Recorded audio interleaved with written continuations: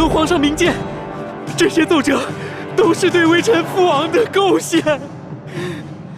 太皇太后和朕之所以要把这些折子送给平西王，就是为了告诉他，这朝野之上啊，有许多大臣都弹劾他心怀不轨，有谋反之心。但是朕和太皇太后的心里啊，都是绝对的相信他的。多谢太皇太后和皇上的信任，微臣定当誓死效忠大清。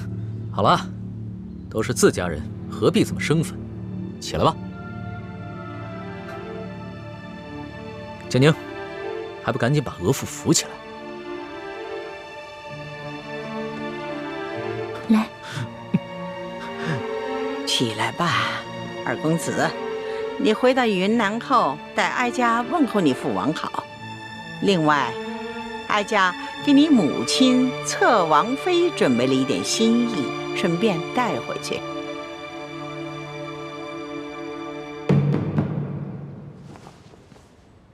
微臣代母亲多谢太皇太后恩典。额驸、二公子，你们兄弟难得一见，大可不必在哀家这里立规矩了，还是到额驸府去续续亲吧。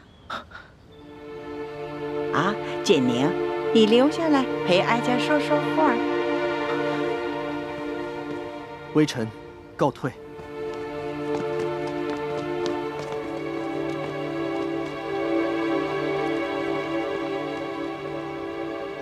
皇额娘，唉，当初先帝要把你嫁给吴应熊，哀家本来是不同意，但是谁叫你是爱新觉罗氏的子孙呢？建宁明白，建宁定会好好侍奉夫君，替皇额娘分忧。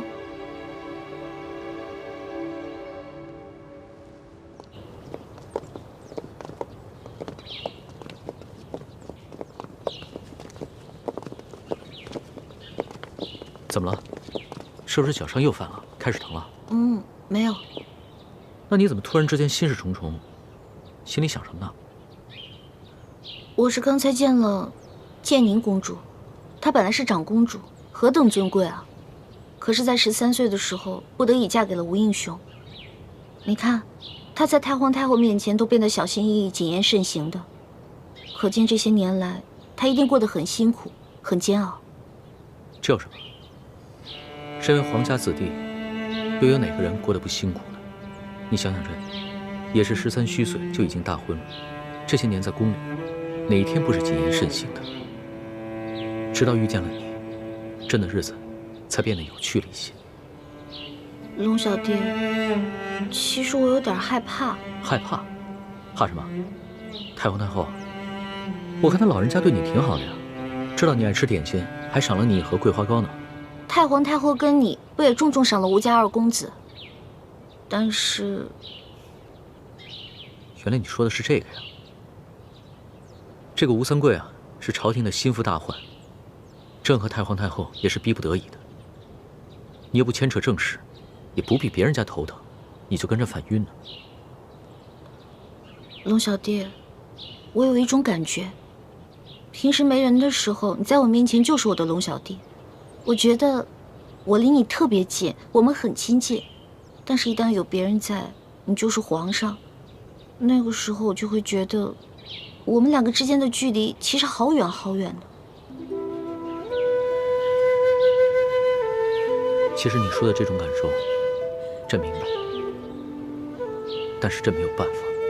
身为皇帝，就是不能和任何人太亲近，不能让别人把自己看得太清楚。否则的话，只会被臣子拿捏得死死的。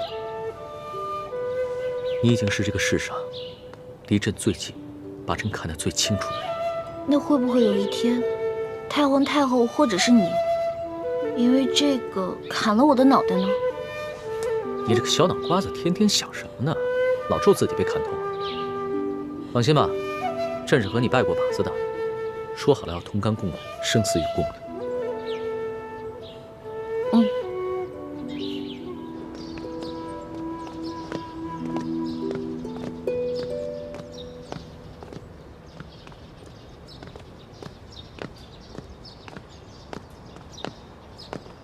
李公公啊，皇上在吗？索大人啊，皇上跟石淑姑娘去了永乐斋，要过一阵子才回来。索大人，稍候一下。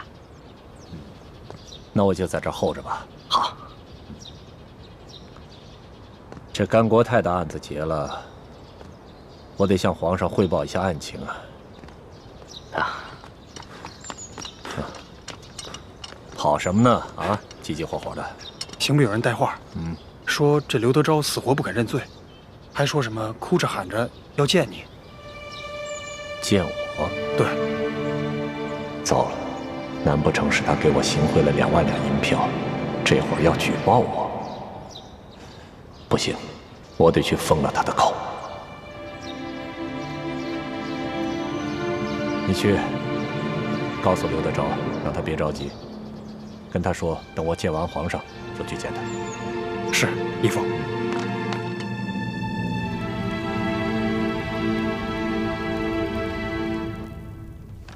刘德昭，快起来！索大人到了。带去。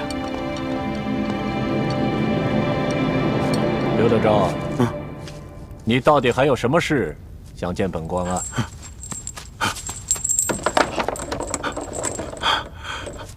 索大人，罪囚有要事相禀报。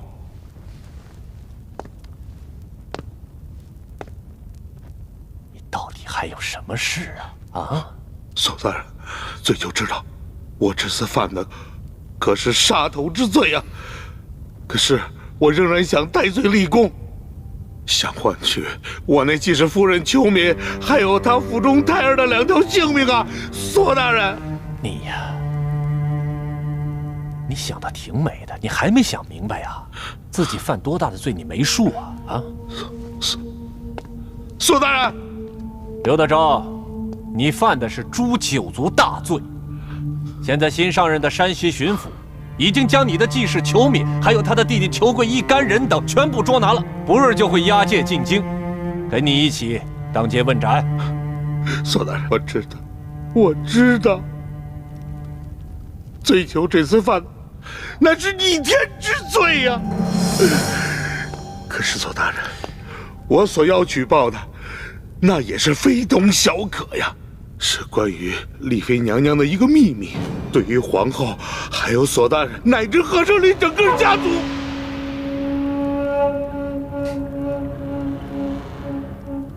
你们都先出去，我要和他聊聊。这。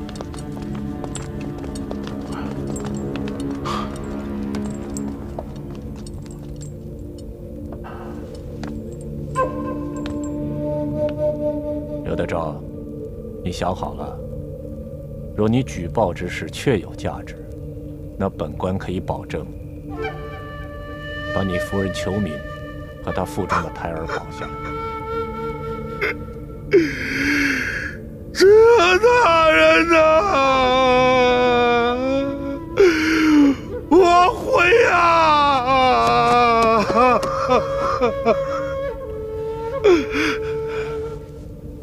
说来我听听，什么重要的事？索大人，我所要说的事儿，干系到皇家的体面，我想越少人知道越好吧。他没事，他是我亲外甥。索大人，罪囚说，我听说这舒建之女舒婉心回宫之后，用了没多久，就被皇上封为了丽妃，是吧？是啊，而且现在后宫十分得宠。可说的呢。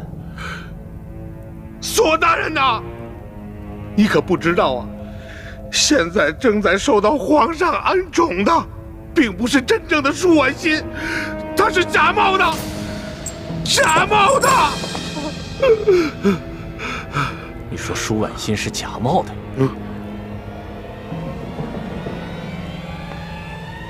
这个丽妃娘娘是个假丽妃。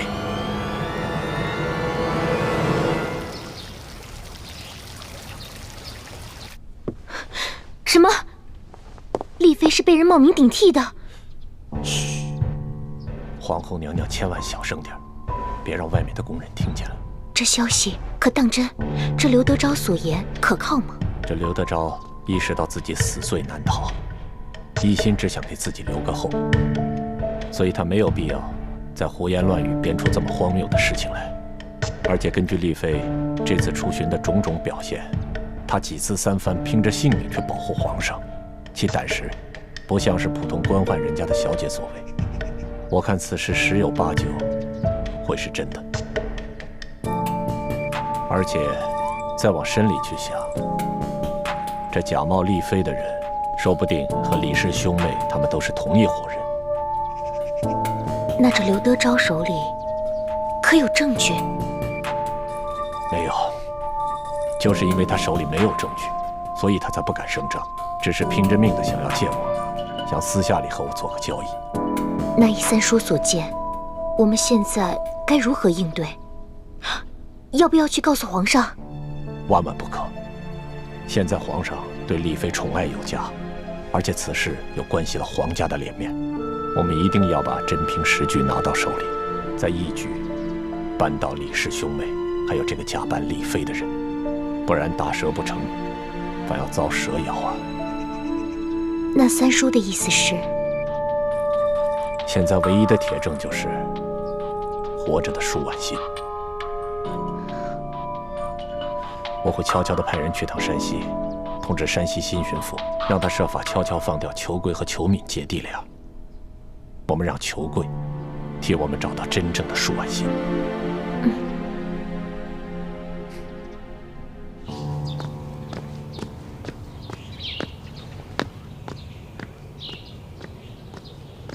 拿菜。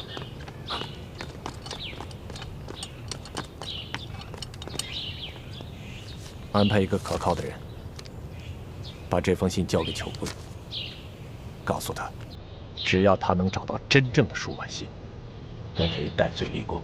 不仅他和他姐一命没保住，就连刘德昭都可以罪减一等，保住性命。您放心，这事儿就包在我身上。去吧。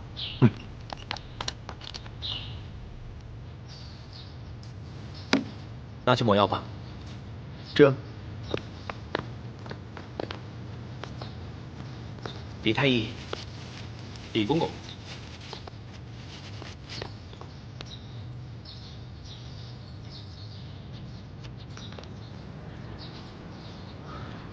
叔父的意思是，纳赛和索额图又在想办法暗算我和奕欢。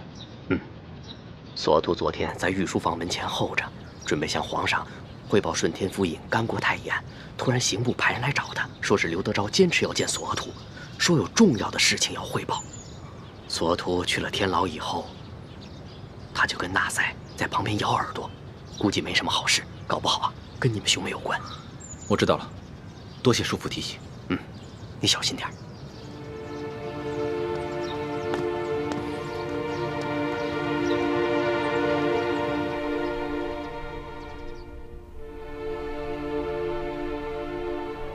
大师兄，我怀疑刘德昭他把我假冒舒婉心之事通给索额图了。索额图早就怀疑我跟奕欢另有图谋，如今他肯定怀疑我们三个是一伙的。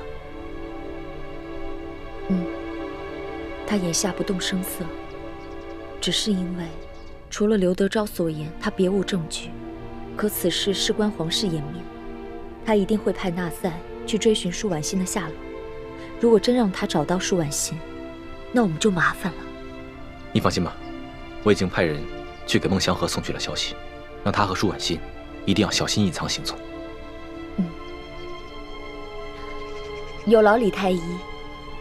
丽妃娘娘客气了。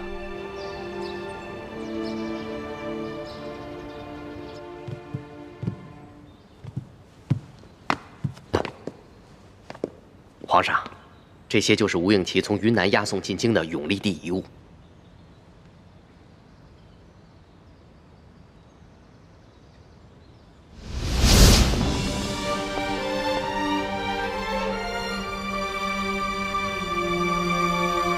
台上跪着的那个男人，还有他旁边跪着的那个女人，你好好的看看他们，记住他们的样子，永远不要忘记。太他们是谁啊？我为什么要记住他们的样子，永远的不忘？先别问为什么，听义父说，好好看看他们。这是你第一次看见他们，也是最后一次看见他们。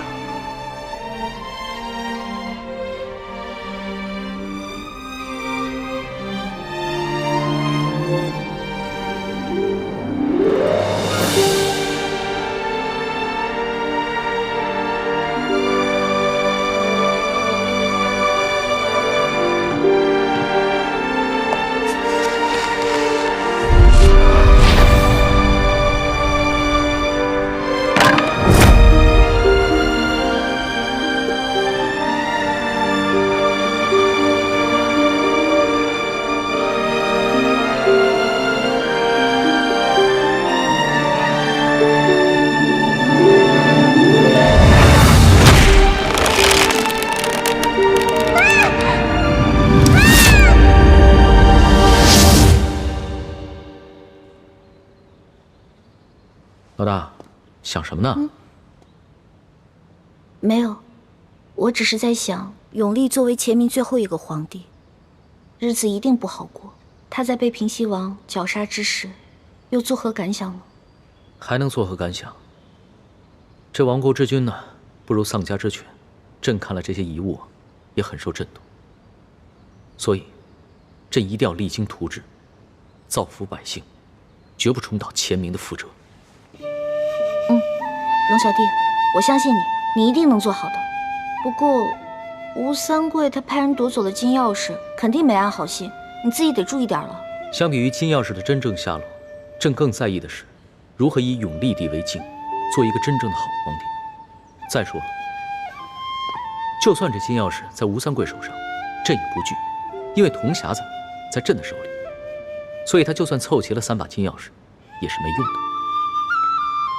龙小弟，你还不知道你手里的铜匣子其实是假的，也不知道吴三桂抢回去的金钥匙也是假的。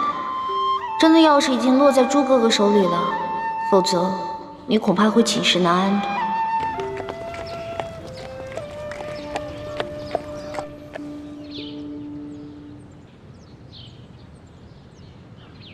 这把金钥匙是假的。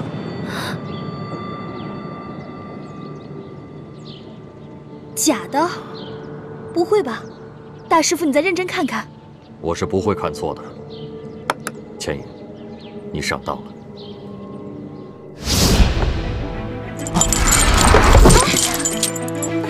那就有劳姑娘了。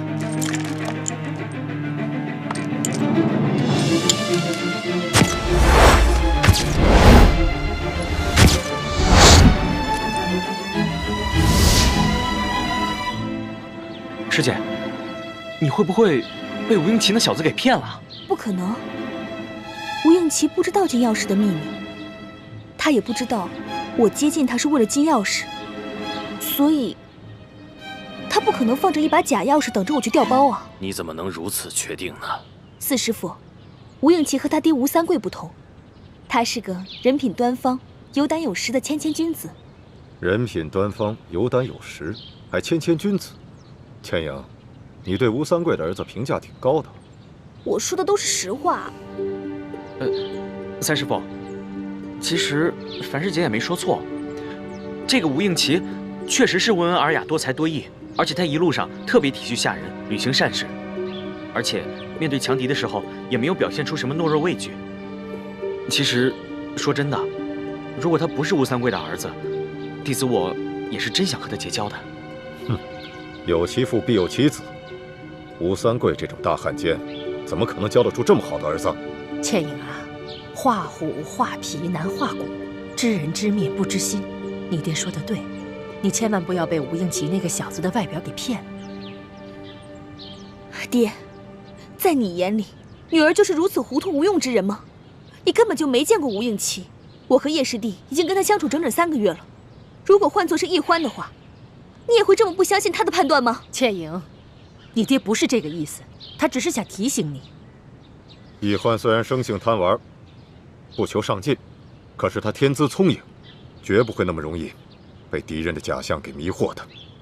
是，易欢什么都比我好，我这个女儿什么都不如易欢。可是爹，你别忘了，我才是你的亲生女儿，易欢的亲爹是大师父晋王。倩影，师姐，倩影，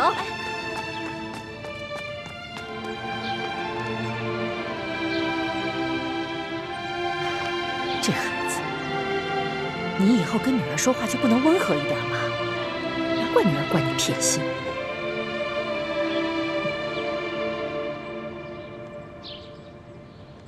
既然倩影和默生都觉得吴应奇不可能从中做手脚，那只剩下一种可能，那就是吴应奇一开始护送的金钥匙就是一把假的。也就是说，真的金钥匙还在吴三桂的手中。没错，吴三桂在朝廷中也广布眼线，他很可能也从鳌拜那里得到了金钥匙的秘密。所以，当朝廷要他上缴永历帝遗物时，他很可能留了个心，把真的金钥匙留了下来，而让吴应奇护送一把假的金钥匙进京。既然金钥匙是假的，那他又何必把它追回来呢？还铤而走险，把山西总兵舒建给杀了。也许他是怕清廷知道金钥匙被调了包，康熙会追问他的欺君之罪，所以他派杀手假扮盗贼，盗走了那把假的金钥匙。舒建命大，虽然受了重伤，但他没有当场毙命，所以他又派石青红去杀人灭口。但他万没有想到，山西巡抚刘德昭也想杀舒建灭口，还派出了义成。义成撞破了石青红要杀舒建的真相，反而让康熙知道了劫杀舒建的是他吴三桂。四师傅、五师傅说的都很有道理。康熙表面上维护吴三桂，其实心里对他很是猜疑。我觉得这倒是我们的一个绝佳的好机会。太子，如今你跟奕欢还有倾城已经完全取得了康熙的信任，你们接下来的任务就是继续潜伏在紫禁城中，查出鳌拜安插在我们明珠谷的内奸，找到真正的铜匣。好，铜匣是在宫里找到的，也是在宫里被调包的，我们只能继续留在宫里。义父，我会尽最大的努力，找出真的铜匣，查出内奸。默生，吴应奇不是邀请你跟倩影一起去云南吗？真的金钥匙一定还在吴三桂的手中，你就顺势答应跟他一块去云南。大师傅，你能不能换个人去啊？为什么要换人呢？你跟倩影搭档的不是很好吗？如果现在突然换人的话，难免吴应奇会起疑心的。这个，弟子上次练功的时候不小心走火入魔受了伤，我想在京城多待几日，等养好了伤再去执行任务。走火入魔？来，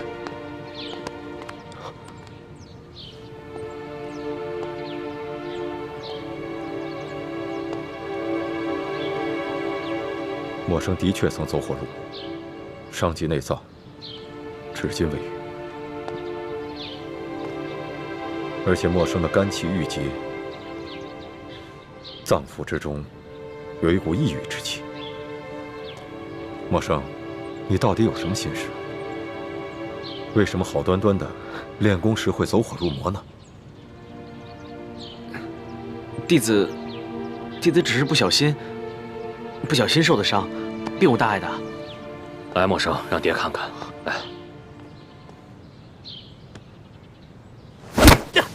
你干嘛打孩子呀？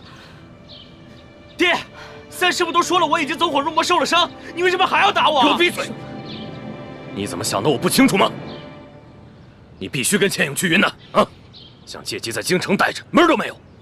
四师傅，叶师弟内伤未愈，想要留在京城也是情有可原的。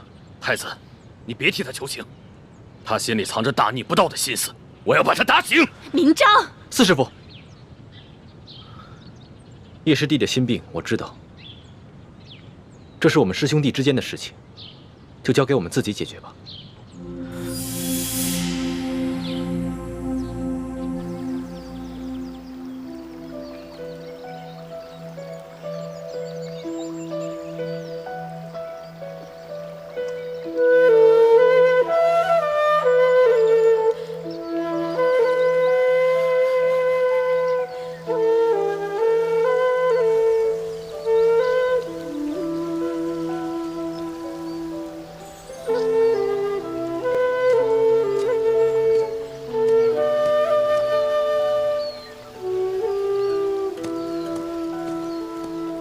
倩影，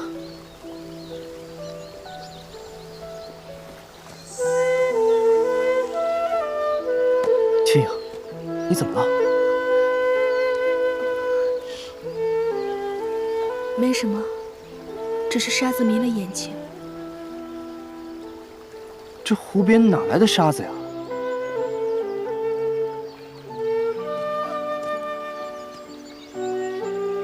倩影，你是不是遇上什么不开心的事了？告诉我，也许心里会好受一些。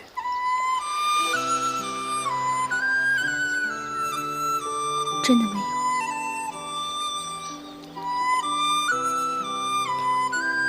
既然你不想说，那就算了。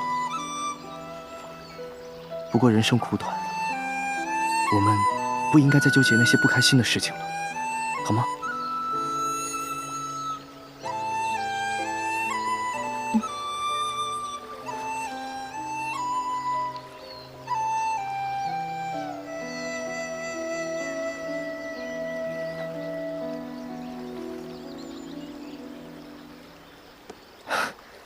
给。这是什么？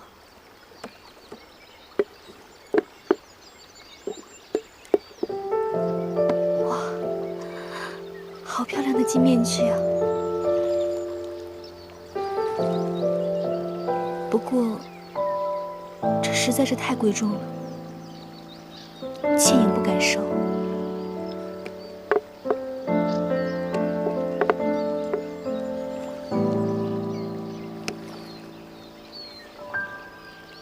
倩影，这金面具是我亲自设计、亲自监督工匠打造的，你难道不喜欢吗？喜欢，可倩影真的不能收。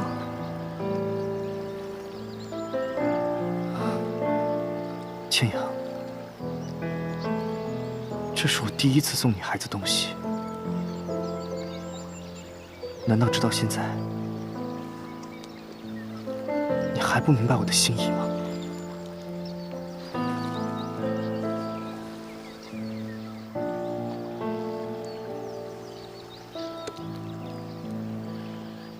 倩影只是卑微平凡的女子，承受不起公子如此的厚爱。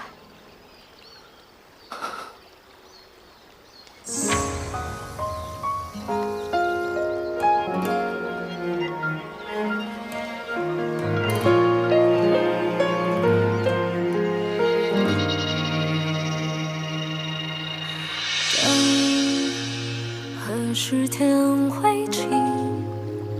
雨后的世界，一场安静。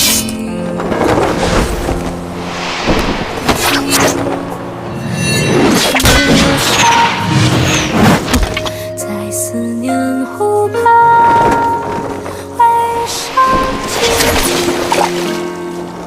我在黑夜。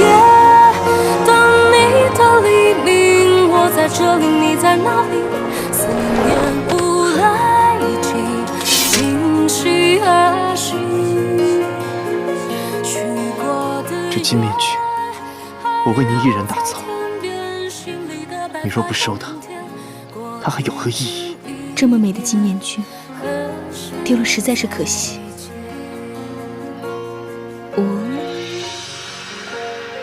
公子直接给我戴上吧。好。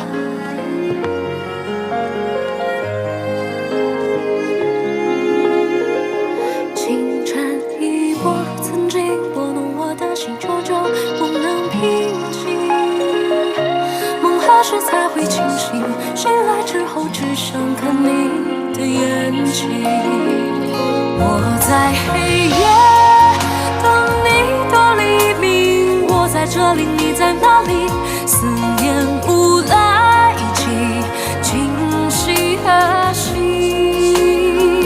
许过的愿还留在天边，心里的白发又平添。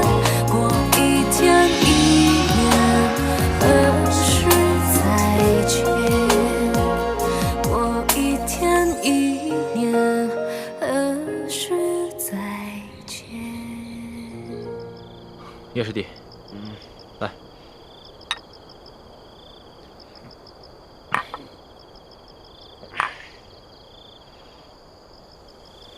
我知道，你为什么想留在京城。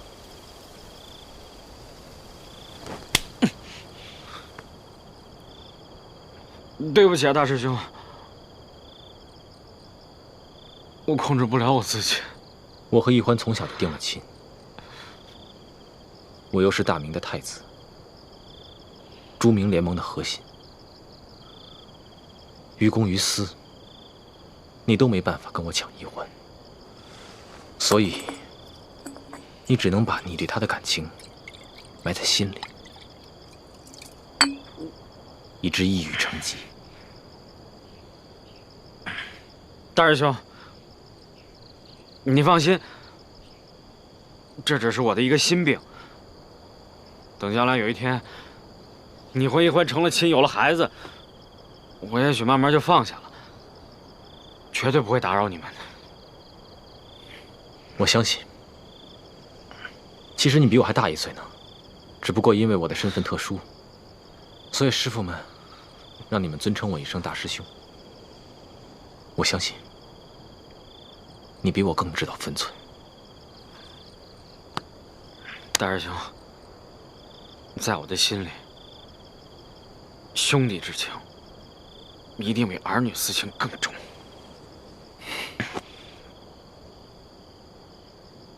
但有一件事憋在我心里很久很久了，我不知道该不该跟你说。既然是兄弟，就应该无话不谈。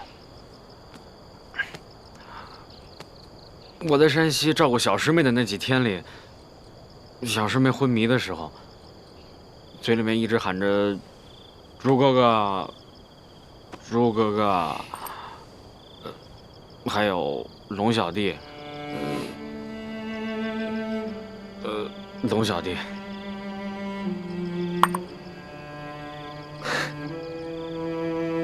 他自然是挂念我的。至于那个康熙，不过是随口叫几声吧。可是那天晚上，我照顾他一晚上，亲耳听见他只叫了7声“周哥哥”，但是却叫了76声“龙小弟”。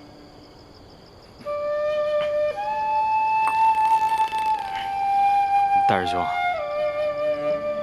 你要是继续把易欢留在康熙身边，那他的心早晚有一天可就不是你的了。你还是赶紧把他撤回来。我撤不了。童霞还没有找到，鳌拜埋伏在明珠谷的内奸，也没有查出来。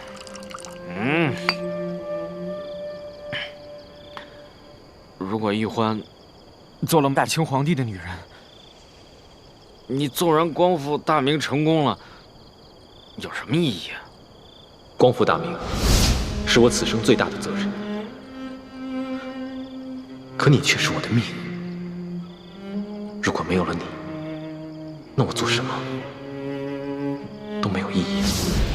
我要是你，我才不要这万里江山呢！我就想牵着小师妹的手，找一个像明珠谷一样的世外桃源，我天天变着法子的想怎么给她做好吃的，生一堆孩子，逍遥快活，一生岂不美满？叶师弟，我如果是你，我也宁愿不要江山要美人。但是，我姓朱，是大明最后一个太子，我不可以。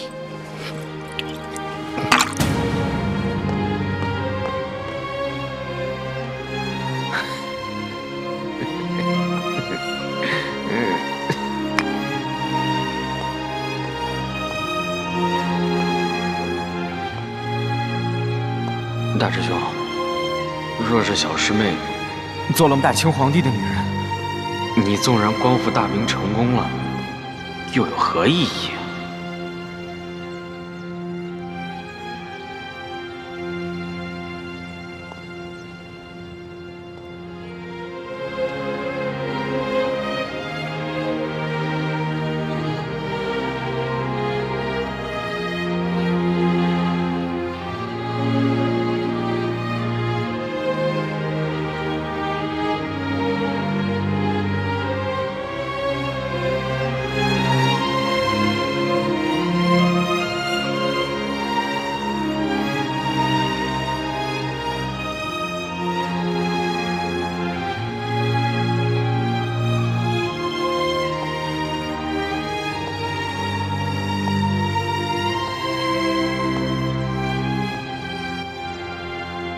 你们都退下吧。是。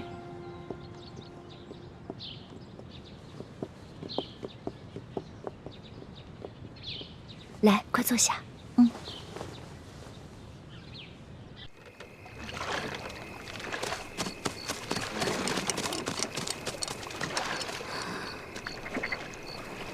吴应奇，好像是在等什么人。这么晚了，他肯定不是一个人来这里看风景的，必定是在等什么人。师弟，你看，湖中间有一艘大船。想不到吴应奇行事竟然如此小心谨慎，居然将与人约见的地点定在了湖中心的大船上。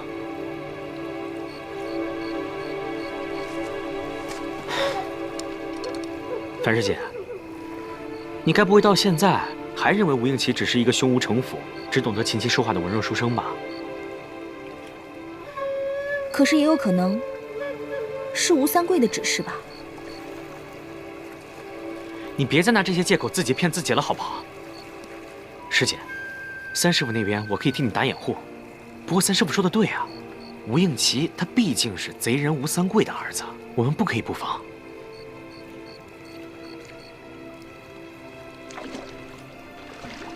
师弟，那现在我们该怎么办啊？放心吧，我有办法。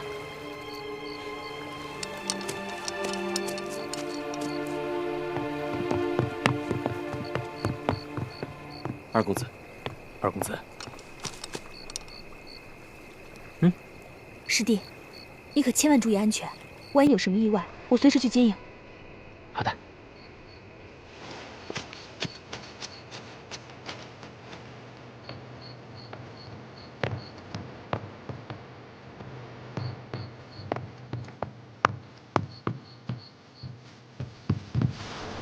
二公子，坐吧。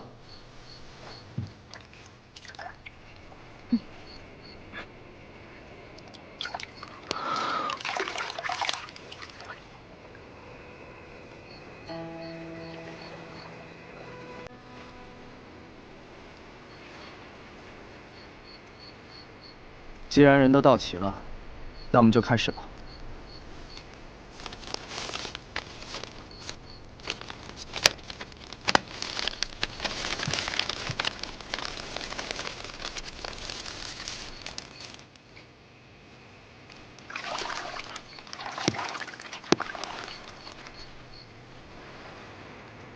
心里的任务，大家都记住了。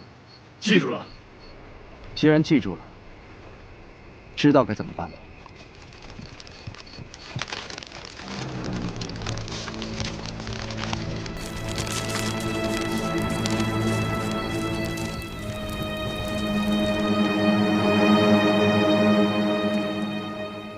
各位都是江湖上的英雄好汉，既然你们愿意效忠于我，那么就按我们之前说好的规矩来。你们若肯忠于我，我保你们荣华富贵；可若你们对我有二心，也休怪我翻脸无情。我等誓死追随二公子，永不背叛。好。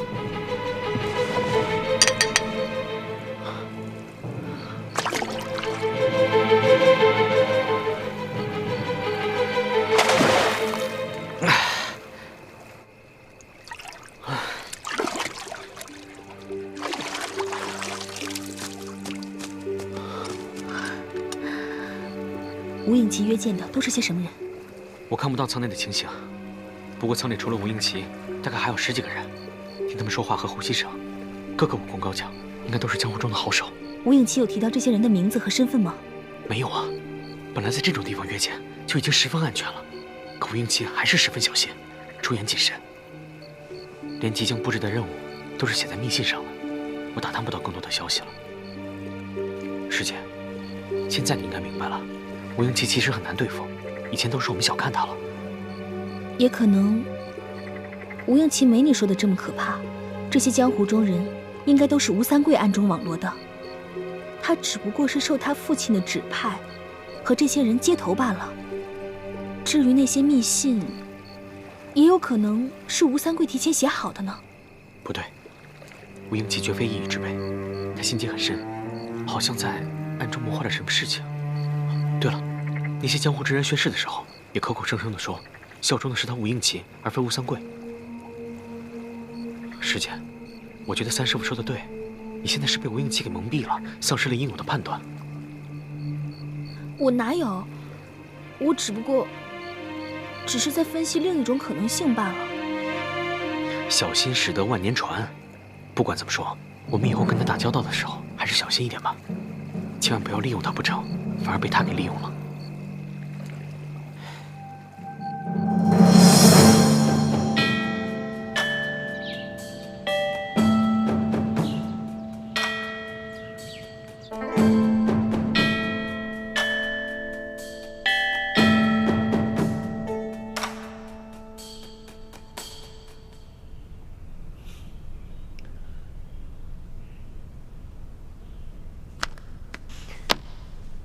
老大，你就别再板着一张脸了，行吗？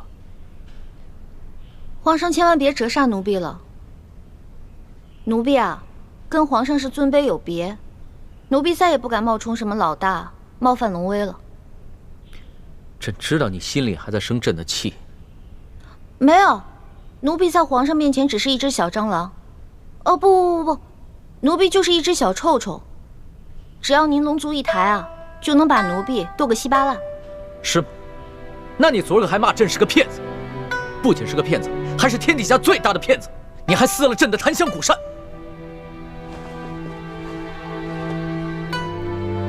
奴婢得了失心疯了，求皇上治罪，奴婢罪该万死。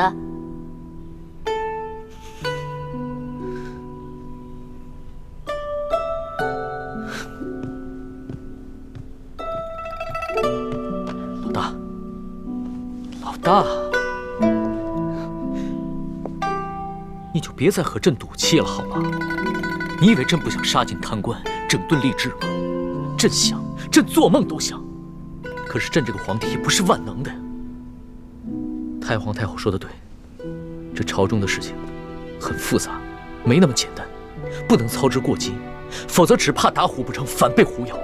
朕只能徐徐图之，你要体谅朕的苦衷啊。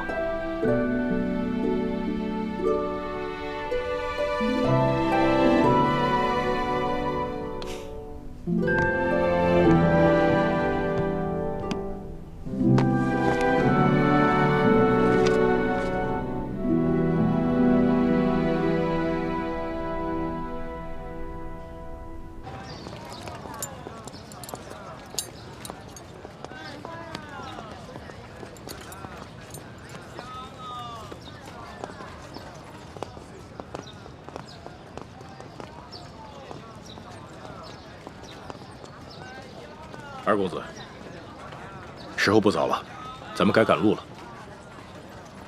再等一会儿吧。叶姑娘和叶少侠一定是在京城寻到了亲人，想必不会和我们一起去滇都了。咱们还是赶快赶路好了。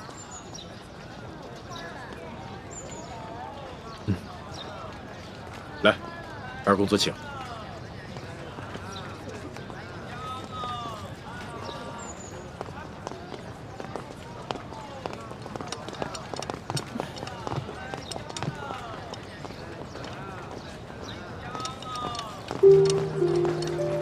倩影，倩影，叶兄弟，二公子，二公子，我还以为今生再也见不到你了。所以说，这就是缘分。我们原计划在京城投亲，但找了许久也没有找到。听说是以前搬到外地了。我本想在京城找一家镖局落脚，但是我妹妹一直拉着我，让我来投靠二公子。不知二公子可否收留我们兄妹二人？这还用问吗？求之不得。请。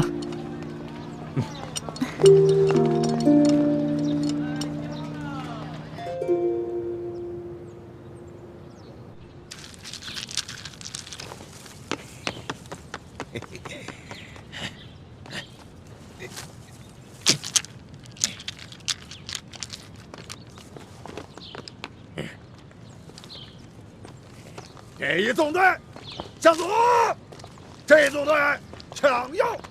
啊，开始鼓掌！哈哈哈哈！老爸，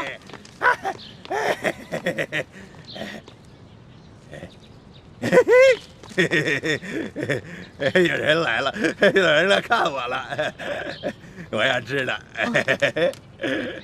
老爸，我是一欢，我来看你了，给你糖吃。我要吃的啊！好吃，真好吃。玉欢，玉欢是谁啊？我要吃，好吃，我好吃。我的糖。老爸，乖，不能再吃了，这个不能再吃了啊，乖，不能吃了。哎，这还有呢，鳌拜，还有呢。鳌拜，你看，这是桂花糕，给你的。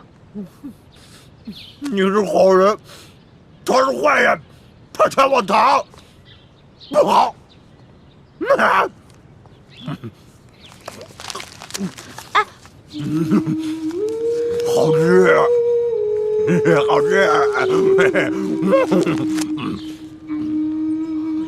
猪哥哥，看来鳌拜是真的疯了。好吃。吃完了，我们要杀出去。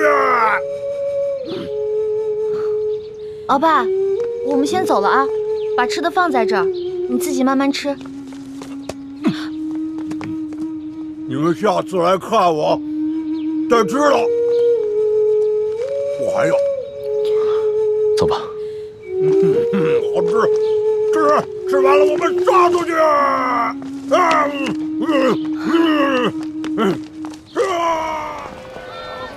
以前呢，我觉得鳌拜很残暴，很可恨。可是他疯了以后，今天又看到他这样，我真的觉得他很可怜。你觉得他可怜，说不定他自己觉得很快乐呢。他这一生，前半辈子替爱新觉罗一族打天下，后半辈子在朝堂上和其他3个顾命大臣斗得你死我活，未必有现在的日子过得自在。鳌拜这一疯，他手下的情报网络也都瘫痪了，潜伏在咱们明珠谷的奸细也不会再露面了。现在形势很复杂，樊师妹跟叶师弟跟着吴应奇去了云南，继续打探1号金钥匙的下落。希望他们能顺利找到金钥匙，咱们也顺利找到真的铜匣，再找出潜伏在明珠谷的奸细，这样咱们就可以撤出紫禁城了。欢妹，你不是一直打算继续留在宫里吗？那是以前，现在康熙已经不是我的龙小弟了，我不想再继续留在那个骗子身边了。走吧。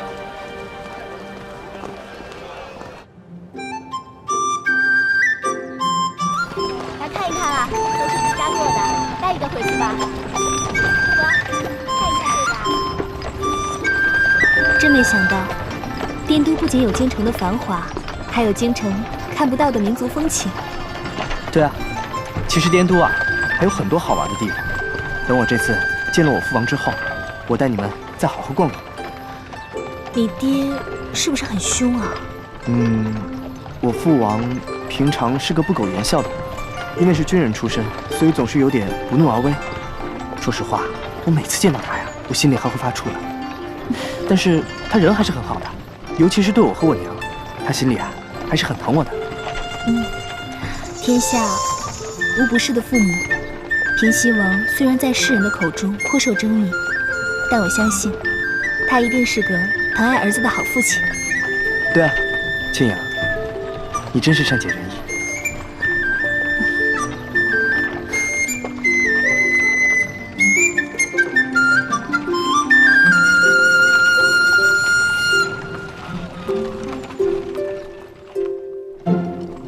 二公子辛苦了。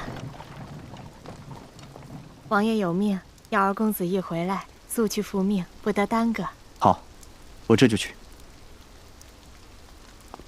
叶兄，倩影，我娘和我喜欢清静，所以自行冠礼之后，我娘就随我搬出了王府。这样甚好。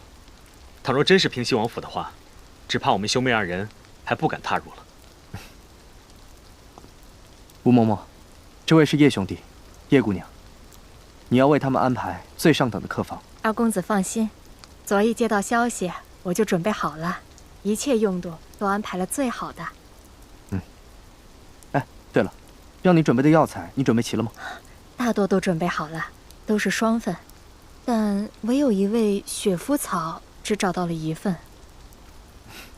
倩影，你看，为你调制药膏的药材，咱们可找齐了。可是，皇上命你把1份药材送往京城，这雪肤草却只有1份。皇上那边啊，咱们再想办法。当然是先给你找齐了药钱。叶兄，倩影，我还有要事，就无暇陪你们先拜见我娘了。你们先到府上安顿，有什么需要的就跟吴嬷嬷讲，等我晚上回来，再给你们接风洗尘。二公子且忙正事要紧，不必以我们兄妹2人为念。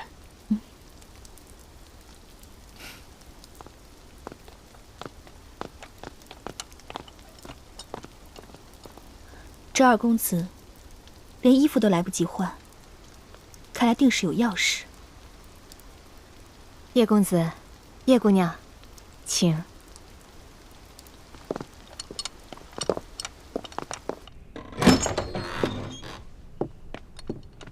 叶姑娘，请。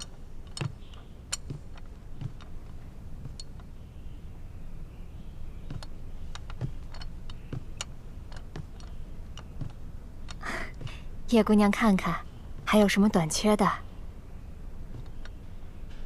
哦，没有了，都挺好的，有劳了。那叶姑娘且先安歇，我再去叶公子房里看看。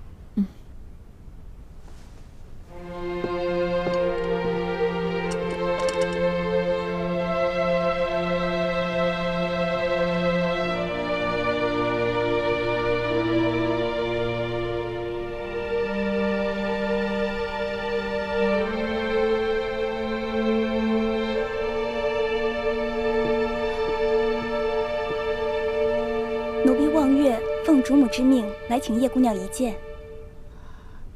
你家主母是？我家主母是平西王侧妃，二公子的娘亲。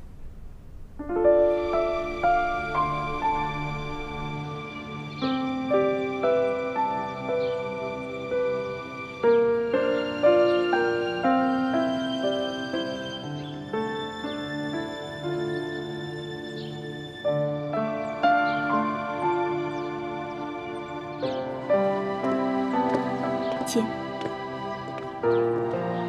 平西王侧妃就住在这里吗？我家主母喜欢清静，叶姑娘这边请。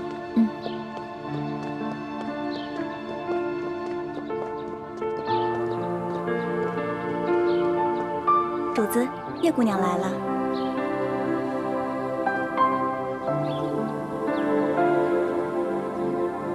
民女叶倩影拜见王妃。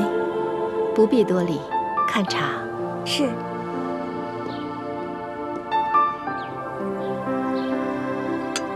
想不到二公子的娘亲如此年轻美貌，优雅端庄，也只有她这样的娘亲，才生得出二公子那样的儿子吧。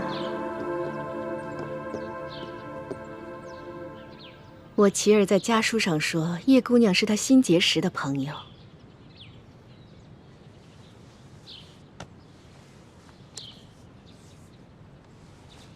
并且是她的红颜知己。琪儿这一路上遇到了很多惊险，多亏了叶姑娘屡次搭救，我心里好生感激。王妃言重了，二公子吉人自有天相，我不过是略施以援手罢了。叶姑娘，你虽说是江湖儿女，但是性子却温柔和善，落落大方。我一见你，心里就好生欢喜。叶姑娘，你还是第一次来滇度吧？你且安心的在我府上住下，等我琪儿忙完公务，让她带你四下好好逛一逛，好好的领略一下滇都风情。多谢王妃。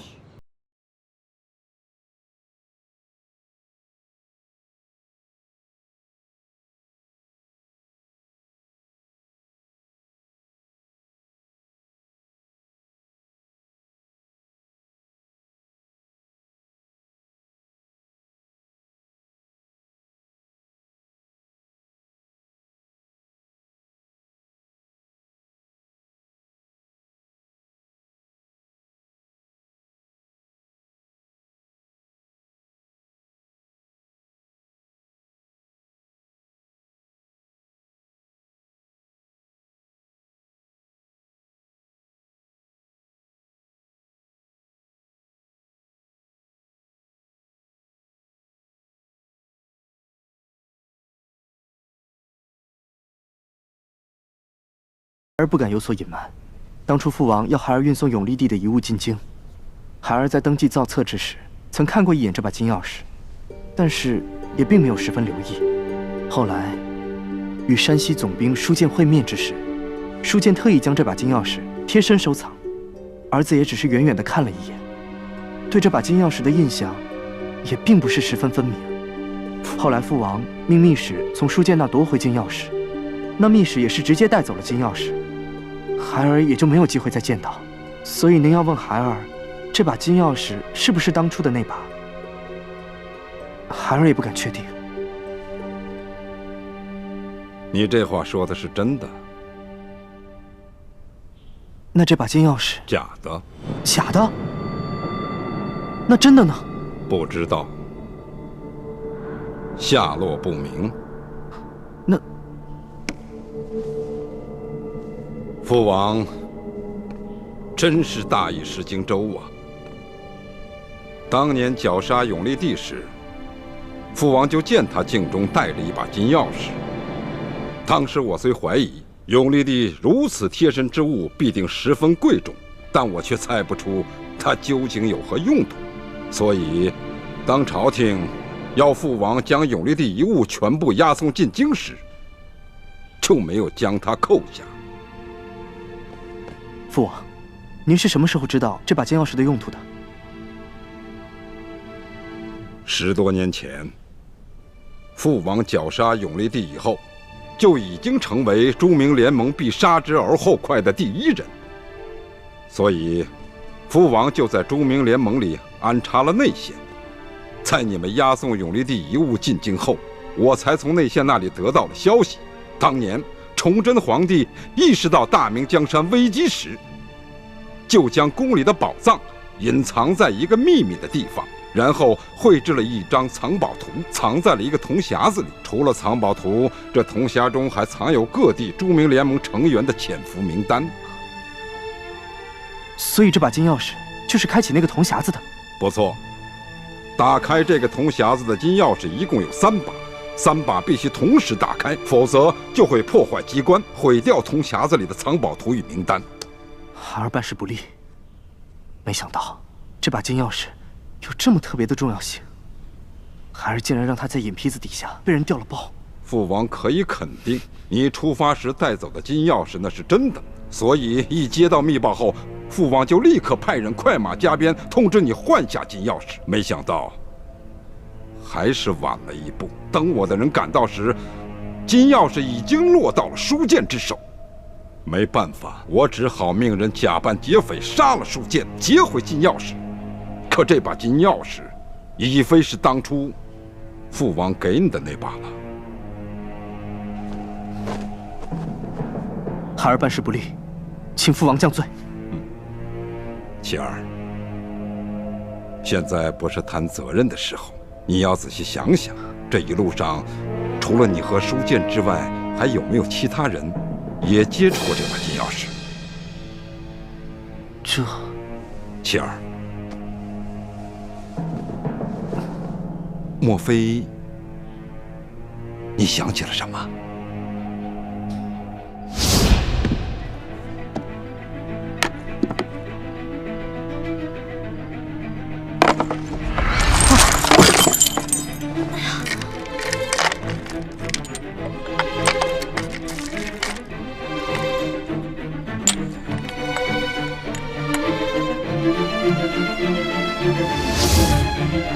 父王，孩儿将押送过程想了又想，实在没发现是哪个环节出了什么问题。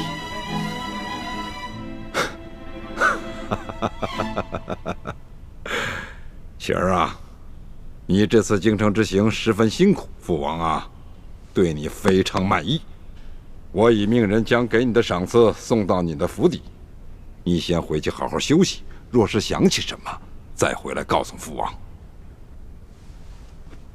是，孩儿告退。嗯。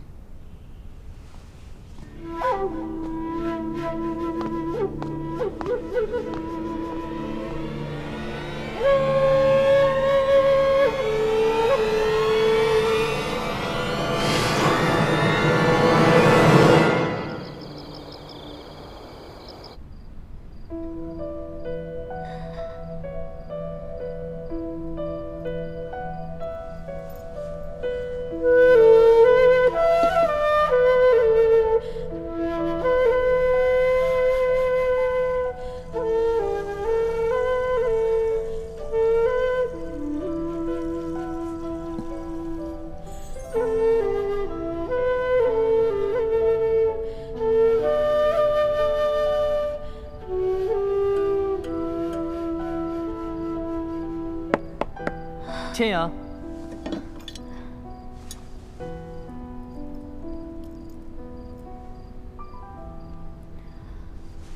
千阳，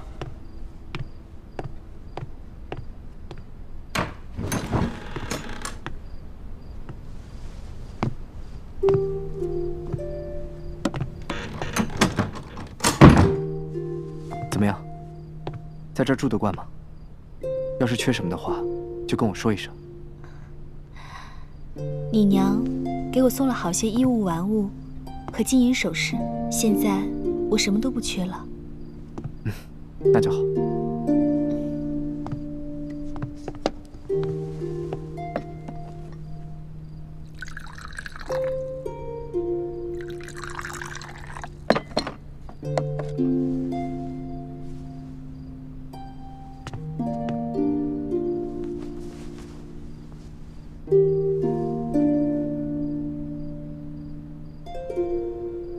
二公子，你这是怎么了？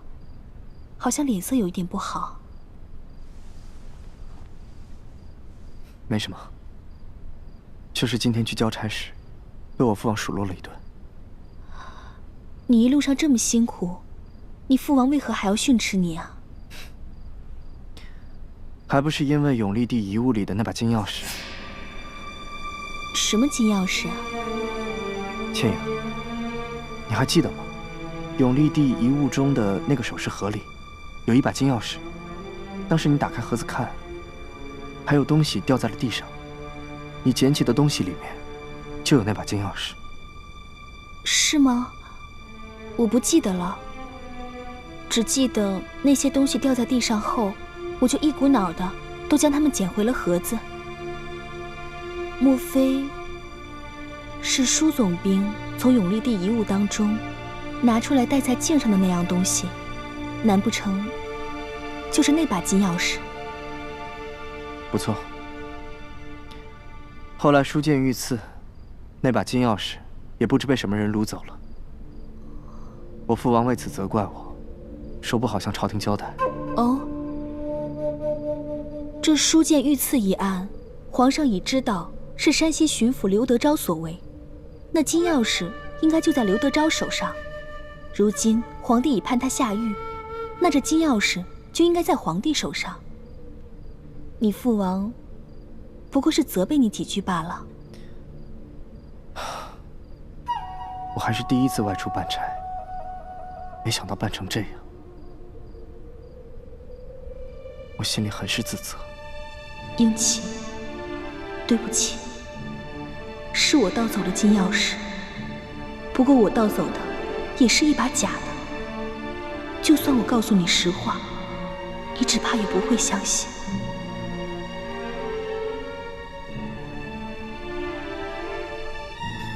时候不早了，早点歇息吧。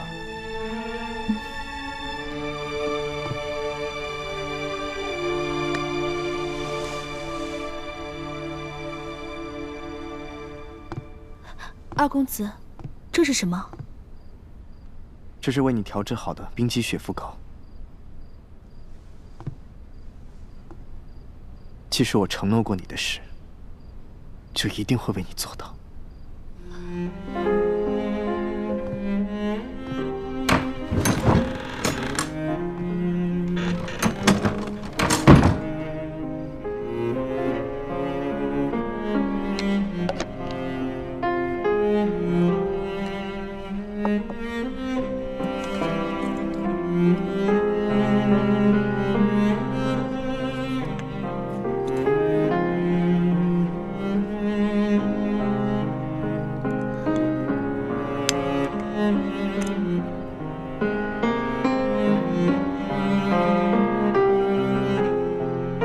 英奇，对不起，对不起。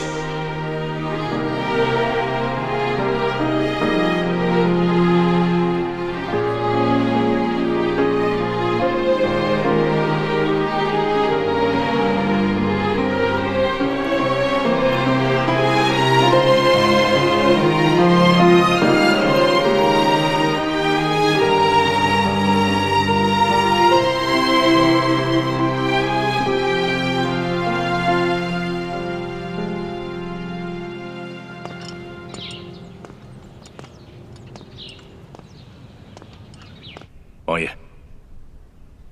二公子一路押送永历帝遗物进京的事情就是这样。您还有什么疑问吗？石青红，这一路上有没有察觉二公子有什么可疑之处？这倒没有。不过，自从二公子见到了叶倩莹以后，好像很喜欢这个姑娘。叶倩莹和她哥哥叶默生一路上